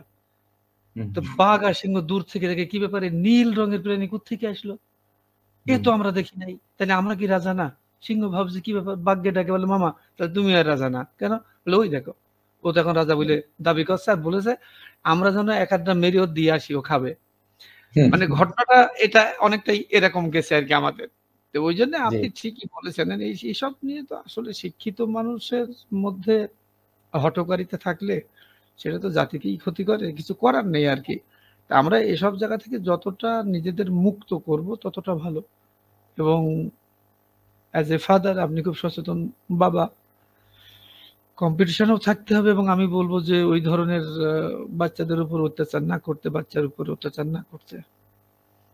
ওই ফার্স্ট না হলে কি হবে এটা ভাবার দরকার নেই যে আপনি বোর্ডের ফার্স্ট বয় ছিলেন, আপনার ছেলেকে ফার্স্ট বয় করতে হবে। আমি বলবো যে এই তুলনাগুলোর দরকার নেই। হ্যাঁ, তাহলে তো দেখা যাবে বিখ্যাত মানে সুনীল গাভাস্কারের ছেলে আরেকটা সুনীল গাভাস্কার হতো। আমি তো উদাহরণগুলো বারবারই বলি ওই কারণে। কিংবা দেখা যাবে যে একজন বিখ্যাত সঙ্গীতজ্ঞ আর তার ছেলে একটা বিখ্যাত সঙ্গীতজ্ঞ হতো। ওইভাবে তো হয় না। বা আইনস্টাইনের ফ্যামিলিতে আইনস্টাইন তৈরি হতো। এই জন্য ওকে, আপনি নিজে খুব শিক্ষিত মানুষ, আমি অন্তত আপনার কাছে অনুরোধ করব যে আপনি একটা এক্সপেরিমেন্ট আপনার বেবির উপরে করতে পারেন প্যারেন্টিং এর ক্ষেত্রে, যে দেখি মানে অত্যাচার ছাড়া হাসি মুখে একটা ফ্রেন্ডশিপ দিয়ে ওকে আমি জগৎ সংসার চিনাইতে পারি কিনা। এবং আমি মনে করি সেটা আমি করছি।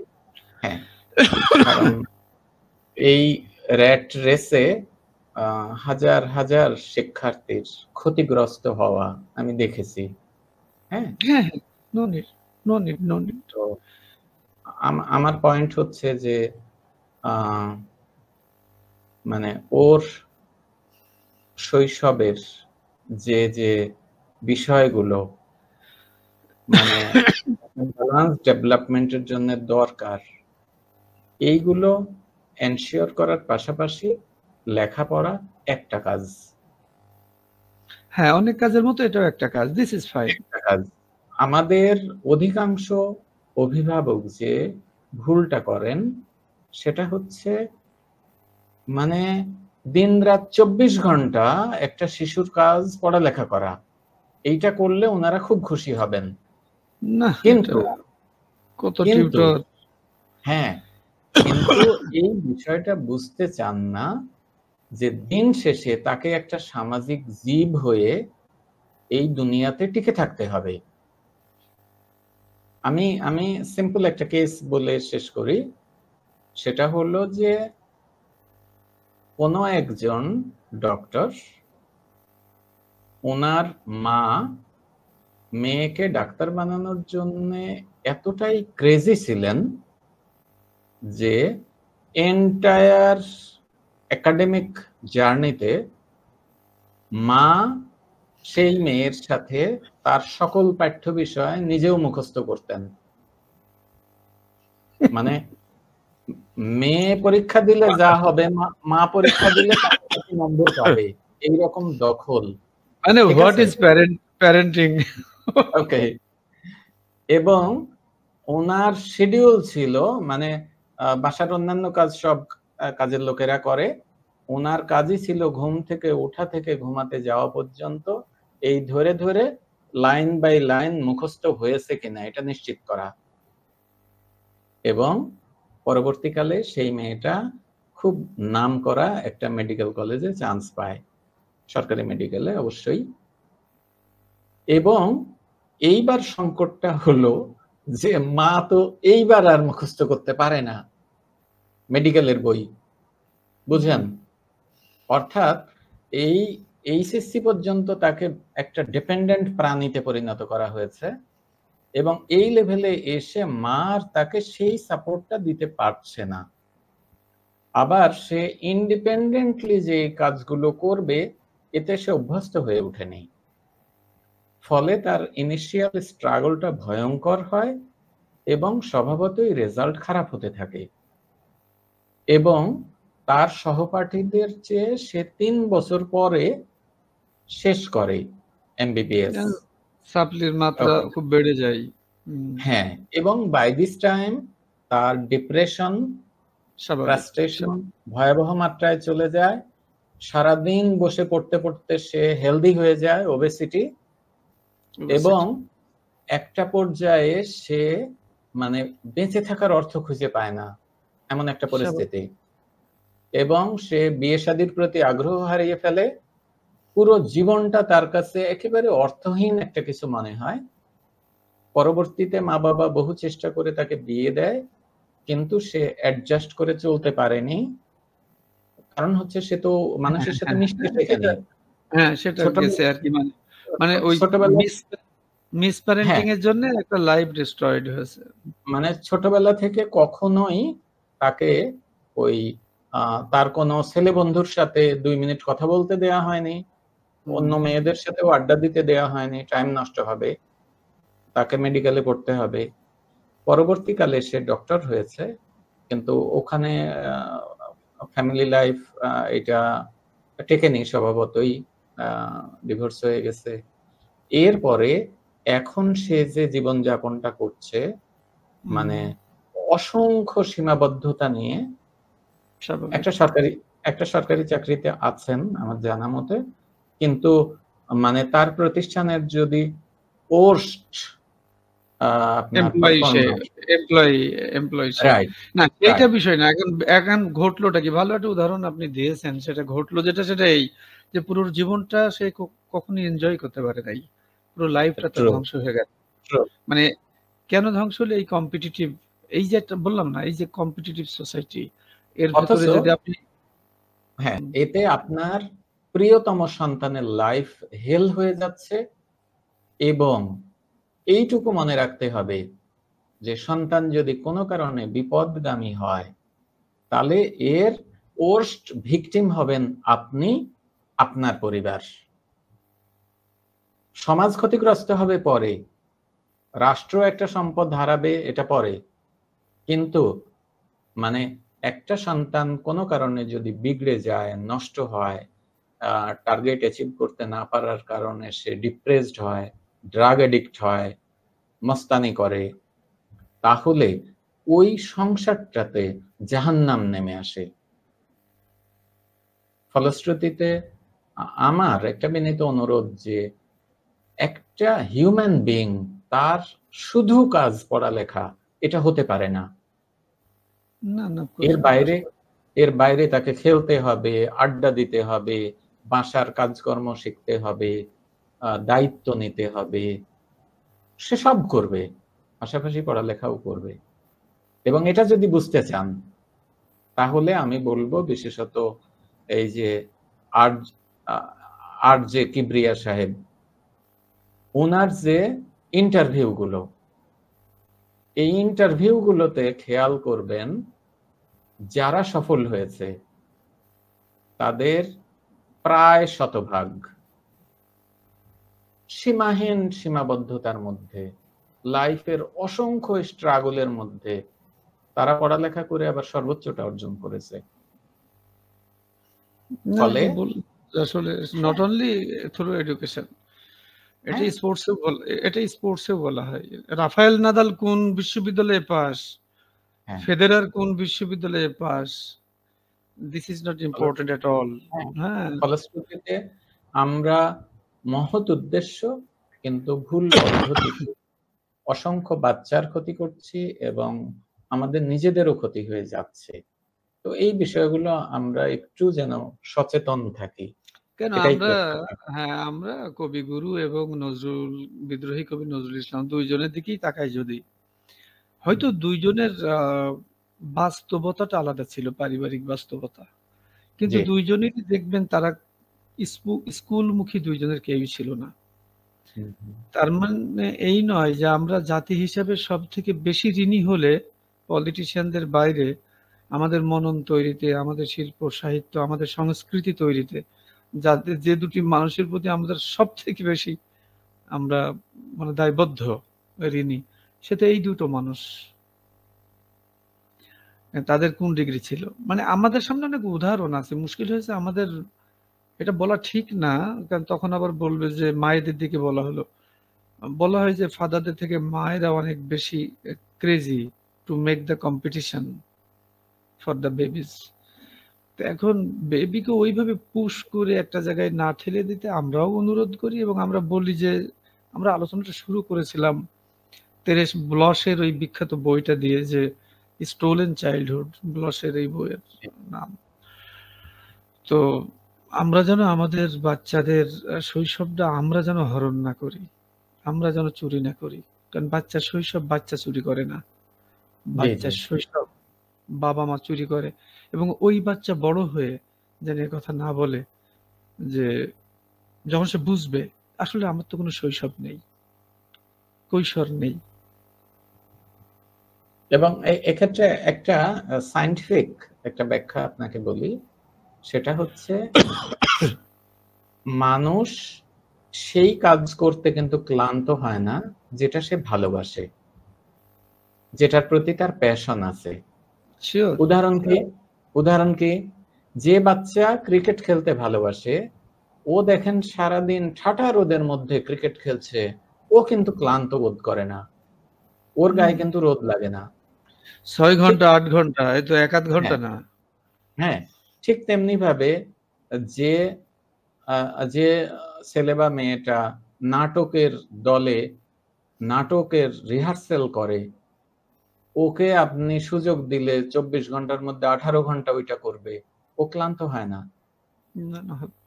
কিন্তু আপনার বাচ্চাকে টানা 30 মিনিট আপনি পড়াতে পারেন না, সে ক্লান্ত হয়ে যায়। এর অন্যতম কারণ হচ্ছে সে এটা পছন্দ করে না, এবং পছন্দ না করলে মেন্টাল প্রথমে একটা তার আসে, মনোটোনাস একটা ভাব আসে, পরে এইটা তার শরীরকে প্রভাবিত করে। এবং এই কারণে যে বাচ্চাকে ইচ্ছার বিরুদ্ধে দীর্ঘ সময় পড়ার টেবিলে বসিয়ে রাখা হয়, সে কিন্তু এক পর্যায়ে মোটা হবার প্রবণতা বাড়ে, ওবেসিটি। কারণ তার এন্টায়ার বডি ফাংশন যেভাবে হওয়ার কথা ছিল এই নানা ধাপে এটা বাধাগ্রস্ত হয়, এবং এক পর্যায়ে গিয়ে ওর আর কিছুই ভালো লাগে না, ও শুধু খেতে চায়, ঘুমাতে চায়, ঝিমায়।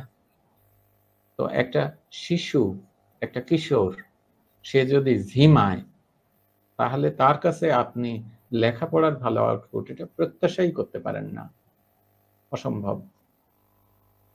না, ওটা তো আমরা বারবারই বলছি যে আসলে এখন আমাদের গুলো তো এখন যাই হোক বড় টড় হয়ে গেছে, আপনারটা ছোট। এখন যারা প্রেজেন্ট ওই রকম বেবি নিয়ে স্ট্রাগল করছেন, এবং যারা ইন ফিউচারে যে এখন যারা সব নিউ কাপল, তারা যদি এগুলো মাথায় রাখে আর কি। আমি বললাম তো বড় হয়ে যেন বাচ্চাটি না ভাবে যে আসলে আমার তো কোনো শৈশব নেই, আমার কোনো কৈশোর নেই। কৈশোর শব্দটা তো বাংলা ডিকশনারিতেও এখন আছে কিনা আমার যথেষ্ট সন্দেহ আছে।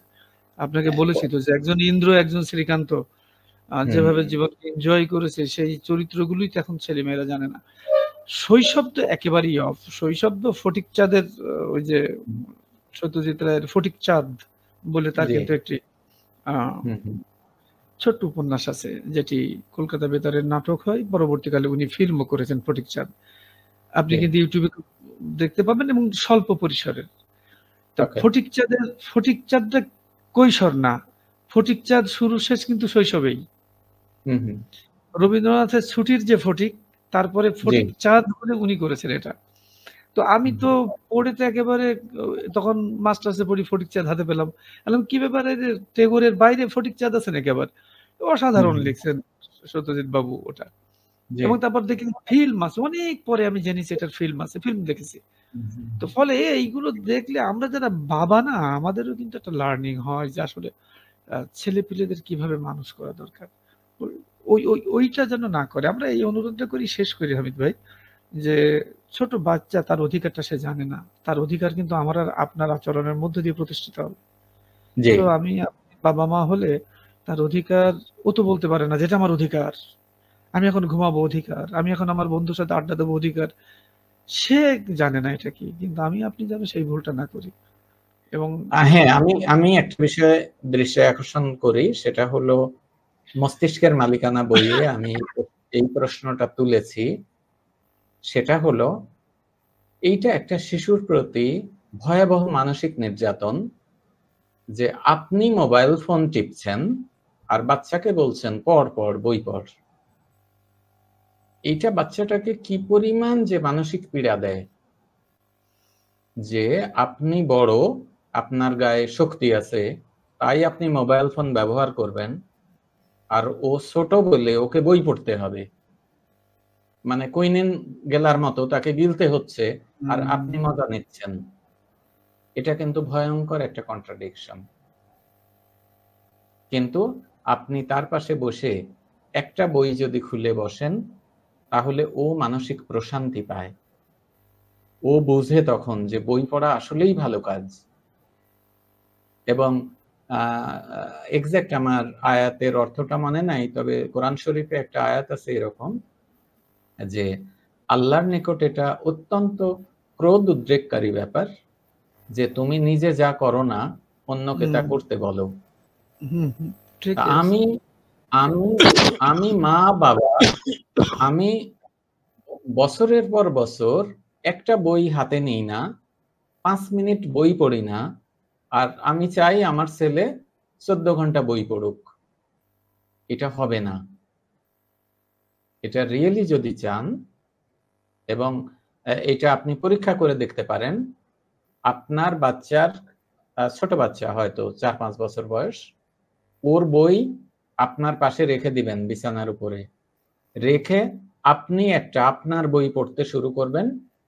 কিছুক্ষণ পরে দেখবেন বাচ্চা এসে ওই বই নিয়ে খেলতে শুরু করেছে, বইয়ের পাতা উল্টাচ্ছে, সে দেখছে। কারণ এটা সংক্রমিত হয়। সে যখন দেখে যে তার বাবা বই পড়ছে, মা বই পড়ছে, ও তখন ভাবে যে এর মধ্যে কি আছে দেখি তো, একটু কিউরিয়াস হয়। ফলে সন্তানকে পড়তে বলতে হলে আমাদের নিজেদেরও যতটুকু সম্ভব বই পড়া দরকার। আর ইলেকট্রনিক ডিভাইস একেবারে খুব দরকার না হলে বাচ্চার সামনে ব্যবহার না করা। কারণ আপনি ইলেকট্রনিক ডিভাইসে মত্ত থাকবেন আর তাকে বলবেন এটা করো না, ওটা দেখো না, এইটা তার খুব কষ্ট হয়। ছোট বলে হয়তো বলতে পারে না। ওকে ভাই, হ্যাঁ জি, শেষ করেন। আপনি শেষ করেন না, আমি শুধু ওইটাই বললাম যে আসলে মানে খুব মজার ব্যাপার, কিন্তু বাচ্চাদের এই বিষয়টা মজার না, এটা একটা দায়বদ্ধতার জায়গা যে শিশুর অধিকার আছে, শিশু কিন্তু জানে না তার অধিকার প্রতিষ্ঠিত হবে আমার আর আপনার মধ্য দিয়ে, আমার ওই বাচ্চার অধিকার প্রতিষ্ঠিত হবে। এবং শিশু অধিকার নিয়ে যারা কাজ করে তারা অ্যাডাল্ট, আমার আপনার মতো অ্যাডাল্ট। এই জন্য পিতামাতা হিসেবে আমরা যেন ওদের জন্য স্পেসটা দেই, ওর কথা বলার সুযোগটাও অন্তত দেই, যে আমি তো শুনি তুমি কি বলছো বলো তো বাবা বা মা। তো এই জন্য প্যারেন্টিং এর মধ্যে একেবারে কেতাবি যে প্যারেন্টিং, সেই প্যারেন্টিং দরকার নেই। আমাদের ট্র্যাডিশনাল প্যারেন্টিং, আমাদের বাবা মারা আমাদের যেভাবে মানুষ করেছেন, আমাদের দাদা দাদিরা আমাদের যেভাবে মানুষ করেছেন, এবং আধুনিক যে প্যারেন্টিং, তিনটাকে যদি মিশ্রণ করেন, তাহলে আপনি আপনার সন্তানকে ওর অধিকার বজায় রেখেও, আপনার যদি একটি টার্গেট থাকে, আমার ছেলে মেয়েটিকে একটা ভালো কিছু রেজাল্ট করাতে চাই, ভালো স্কুলে দিতে চাই বা পড়িয়ে নিতে চাই, সেটি সম্ভব। ওর স্বাধীনতাটা দেওয়া হোক, আপনিও আপনার স্বাধীনতাটা চর্চা করেন, এই দুইয়ের মধ্যে যেন কনফ্লিকশনটা না তৈরি হয়। এই বলে এখন আমি বলবো যে আপনি শেষ করুন, শিশুর অধিকার প্রতিষ্ঠিত হোক।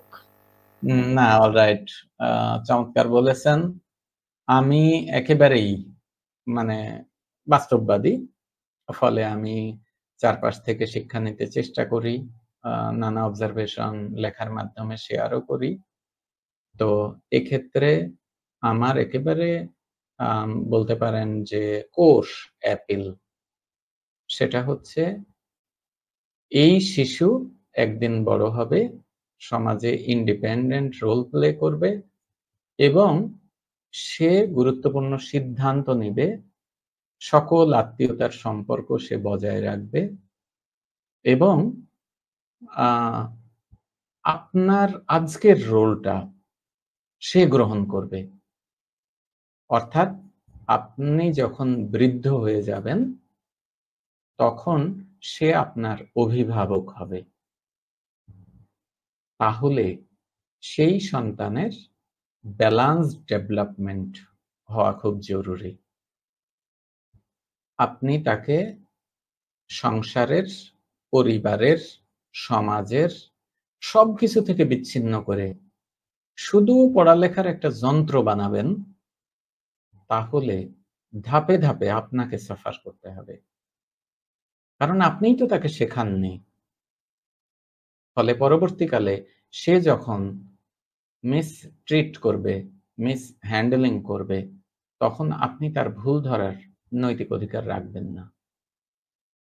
ফলে তাকে সামগ্রিক একজন মানুষ হিসেবে গড়ে ওঠার সকল চর্চার পাশাপাশি লেখাপড়াটাতে একটু বেশি গুরুত্ব দেয়া, বেশি এমফাসাইজ করা, দ্যাট ইজ ওকে। কিন্তু সব বন্ধ করে শুধু লেখাপড়া, এইটা করলে সেই বাচ্চারা ইমব্যালান্সড হয়ে বড় হয় এবং পরবর্তীকালে তারা আত্মীয়তার সম্পর্ক মেইনটেইন করতে পারে না, কর্মক্ষেত্রে ভালো কলিগ হতে পারে না, এমনকি দাম্পত্য জীবনে বড় ঝুঁকির মধ্যে পড়ে। তো আপনার আমার ভুলের কারণে আমার সন্তান এই সমূহ ঝুঁকির মধ্যে পড়ুক, এটা নিশ্চয়ই আমরা চাই না। এই বিষয়টা খেয়াল রেখে সুন্দর হাসিখুশি পরিবেশে আমাদের সন্তানদের বড় করি, তাহলে আগামী দিনের সমাজ, রাষ্ট্র, মানবতা অনেক সুন্দর হবে, আমরা সেই প্রত্যাশা করি। Thank you.